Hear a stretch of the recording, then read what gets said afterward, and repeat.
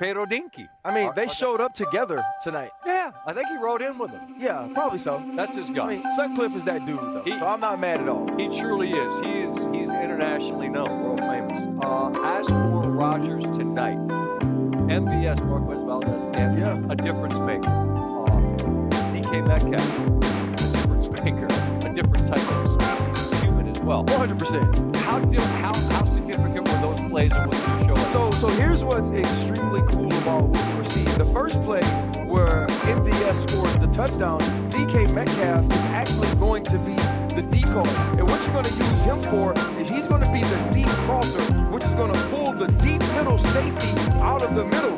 And that will allow MVS Valdez-Scantling to cross his face to the corner here. And after the play action, we'll see Aaron Rodgers hit him. Now, if we start this play, watch as it starts. The middle of the field safety is going to see DK Metcalf flash in front of him. If you stop it right here, you see that he's already stepped up. And that's going to give Valdez-Scantling, who is right here in the middle of the field, an easier opportunity to get here and get in front. And then we'll see that we can get Aaron Rodgers to lay the football up right in front of him. That pass is already being thrown as you're trying already being thrown because he already knows what's going on. And then if you watch the second play, we'll see with DK Metcalf, this is all about timing, belief from a guy like Aaron Rodgers who knows he can make every single throw and then a finish to the end zone. Now you're going to see Davis. He's the middle of the field safety. He's going to end up being the robber. He's going to end up moving from that position to being the robber. Now you're going to get a skinny right here by DK Metcalf. You're going to get a guy like Mika Fitzpatrick who's playing the nickel. He's going to squeeze. He's expecting, though, that he'll have middle of the field help from the robber and the deep safety. Now, as you let the play start, let's watch Davis, who's going to have eyes on Aaron Rodgers. His eyes. He's going to break right now. He's expecting to make that play. Aaron Rodgers fits it in, and after he gets it in, look at all these tackles that are broken by DK Metcalf. It's that sort of play that they've been expecting from him. And in the last 2 weeks, Scott, they've actually gotten it, which has made this offense go. As a man who made his living trying to stop plays like that, when you're this close and it turns into that, how do you describe the run? Scott, I can tell you about it. I planned for 2 weeks to intercept Aaron Rodgers in the Super Bowl. And it's a touchdown to Greg Jennings in the game. And before the play, I already knew that I was going to be saying, hey, I'm going to distance. And I break on the football, and he just throws a perfect pass, like 2 inches over my hands. And then I told this story before. The next drive, they get a timeout. He's walking off the field, he turns to me and he goes, hey, 2-5. It was that close. This is a man that's made every throw for his entire career. And tonight he showed us that he can still do some of those same things, which they're going to need down the stretch. There's a temptation when you come to a place like this and you're up close and you feel the energy and you feel like a completely different energy than there was here 2 weeks ago when Buffalo came in and ran the same play over and over, to think, all right, the AFC's wide open.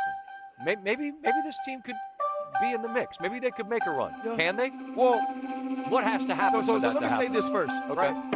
We also had to temper that with, this was the Miami Dolphins tonight, and Tua Tagovailoa in below freezing weather. We know what sort of team that is, but the thing that I heard Cam Hayward say that is 100% the truth, they have to stop the run. We talked about it before he got up on this stage. Let's just say they finished 4th, and number 5 is the Buffalo Bills.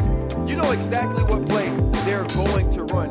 You're going to have to find a way to stop it. And I do believe if they can get in the tournament and they keep ascending offensively, this is a team that they can beat. And with no TJ Watt, for them to bow up against the Miami Dolphins team, whatever you might think about them, you might not realize they're a top 5 rushing offense that has been on the come up in the last 5 weeks. They shut them down tonight. They get the big victory. RC, I appreciate it. I know how much it means to be back here, and I know how much it means to all of them. And we talk a lot about the fraternity that is the NFL and the brotherhood that is the NFL. But specific to Pittsburgh, that I know you hold so close to you and the guys you wore this uniform with, how do you best describe to the folks that will never be able to understand what you know? You know, when JK and I were outside talking about some of the legends who are in the Hall of Honor here, and some of the best the game has ever had, and we were laughing because I talk about this cookout I went to my first year and nobody talked to me. They didn't give me any conversation. And Peasy said, that's because we had to know you. We had to learn to love you. But once you're in, you're in. What the Rooney family has created here truly is about faith, family, and football. And to see those three guys, Ben Roethlisberger, Marquise Pouncey, and Joey Porter, immortalized in steel and lore, is something that they truly deserve and they've earned. And your name being up in the Raptors here means as much as anywhere in the entire NFL. The three of us will be out here at halftime doing our job, right? The halftime report, but that'll be happening at halftime. That'll be one of those deals we look over our shoulder at and take inventory as those men take their rightful place here in Steeler history. We're an hour away here at Acrisure Stadium, Pittsburgh and Miami. It's a high-leverage Monday night, and the playoff chase, amazingly enough, is on a frigid night. Christmas right around the corner. Santa Claus might be hanging out in Pittsburgh at the moment. You see the real feel? It's about 7 degrees. Folks are bundled up. They're built for it here downtown. There he is, Santa the Grinch. Four-time league MVP Aaron Rodgers picked up a big-time victory last week over Baltimore to keep the Steelers in front in the AFC North. They won 22 consecutive Monday Night Football games in this building. That's just insane. Meanwhile, Swag, I found it. There it is. There we go. Tua and the Dolphins. All credit to this squad. After they got beat in Cleveland, they looked done for. They've won 5 of 6. They've won 4 in a row. Yes, they need a million things to go right to make the playoffs, but it is still a possibility, and I don't know who had that as a possibility at all back in October when they looked like... Tua face look like my face right now, though. Cold out here. It is chilly.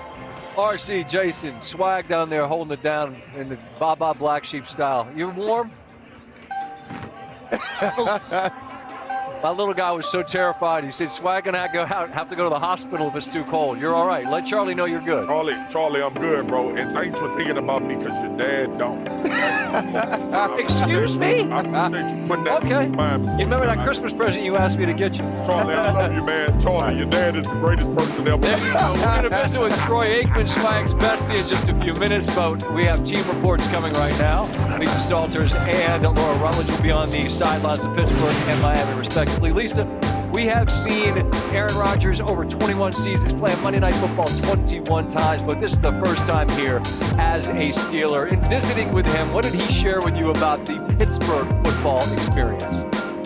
Scott, you just get a sense when talking to Aaron Rodgers that this is how he wanted to go out, playing meaningful football up until the very end. And after a couple of disappointing seasons with the Jets, he's now getting the chance to do that here with the Steelers. When reflecting this weekend, he said, I've been in the game a long time. I fell in love with it at a really young age, and it's been a really sweet experience just being here in Pittsburgh. And perhaps nothing would be sweeter than hanging on to win the AFC North and delivering to the fans here a home playoff game. That's something that hasn't happened since the 2020 season. Now, Rodgers played his first 18 seasons, of course, at Lambeau Field, so he should feel right at home tonight with game time temperatures expected to be in the teens. He will still be playing with some sort of protection on his left wrist after breaking it in 3 places back in Week 11. But Rodgers told us his grip strength is returning as the bones heal, so he doesn't need a hard cast on the wrist anymore. The plan tonight is just to protect it with a brace and some tape. Now with more on the Dolphins, here's Laura Rutledge. Well, thank you, Lisa. And these 10-degree temperatures are not something that makes the Dolphins necessarily feel at home, but they're trying not to make too much of the weather. Tua said, weather is weather. We're used to dealing with it. As long as the NFL says we can play the game, we're going to go out there and play the game, of course. Now, Scott referenced that Cleveland game, and Mike McDaniel actually referenced that to us as well as a bit of a turning point in the season. Seemingly, their lowest point was what allowed them to pick themselves up by their bootstraps and go on a bit of a better run. The win streak, the 4 games, but also just finding more success. Mike McDaniel said, when you hit rock bottom, sometimes you look around and you really learn a lot about the people you're surrounded by. And he said his coaches, his players were exactly who he thought they were. He knew